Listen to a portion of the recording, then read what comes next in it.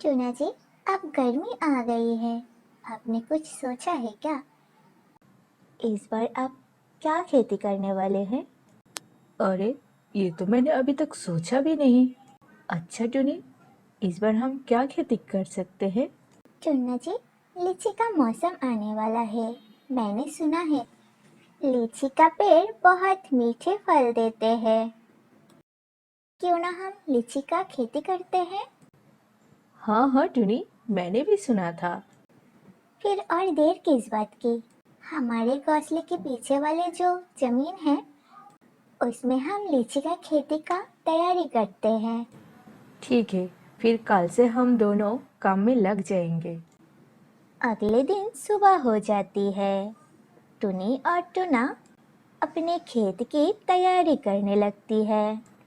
चील आसमान में उड़ रहे थे।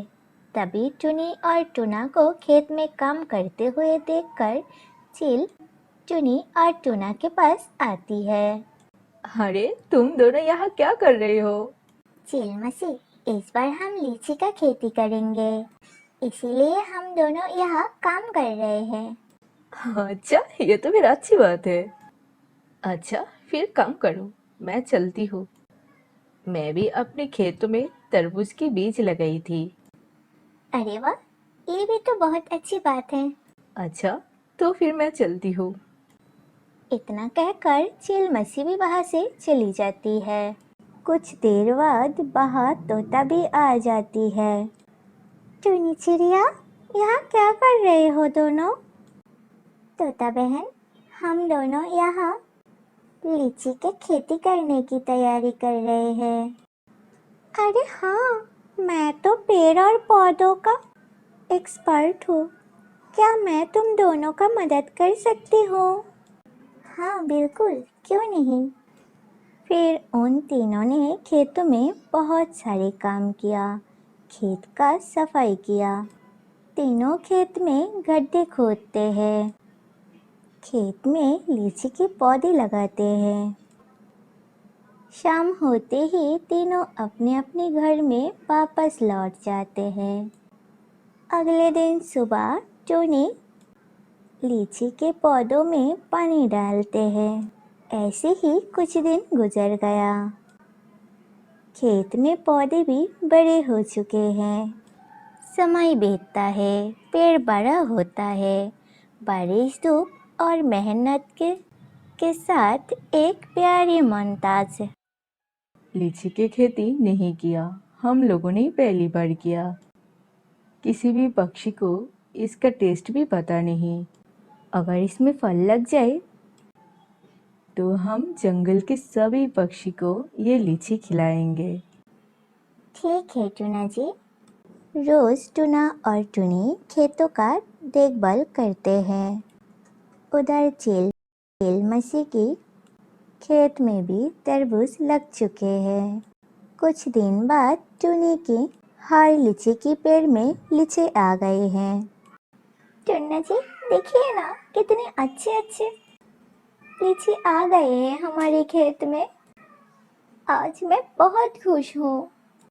टूनी, चलो जंगल में चलते हैं और सभी दोस्तों को यहाँ बुला लेते हैं। आज हम हमारी तरफ से लीची का पार्टी देंगे। फिर टुनी और टुना जंगल में वापस चले जाते हैं अपने दोस्त को बुलाने के लिए। तभी कौवा और कवि टुनी और टुना के खेत के पास से गुजर रहे थे। उन दोनों के नजरों में टुनी की खेत दिखाई दी। अरे, ये लीची का खेत? यह लीची का खेती किसने किया? पता नहीं कौवा जी, मैंने भी तो आज पहली बार देख रही हूँ। आइए चलकर देखते हैं। जिसका भी हो, चलो यहाँ से कुछ लीची चुरा लेते हैं, फिर घर जाके आराम से खाएंगे। दोनों लीची चुरा ही रहे थे, तभी सभी पक्षी वहां आ जाते हैं।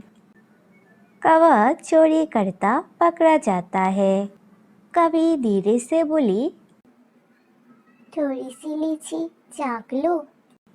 कबूतर कहते हैं, अकेले चाकना चोरी होता है। तुम टूनी से बिना पूछ के उसी के खेत से लीची खा रहे थे, इसका मतलब तुम चोरी ही कर रहे थे।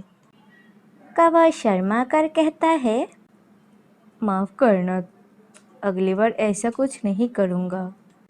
फिर टूनी कौवा को कहती है, कोई बात नहीं कौवा भैया, मैं आपके घर गई थी आप दोनों को बुलाने, लेकिन आप बाहर नहीं मिले। जब अब यहाँ आ ही चुके हो तो हम साथ मिलकर लीची खाएंगे।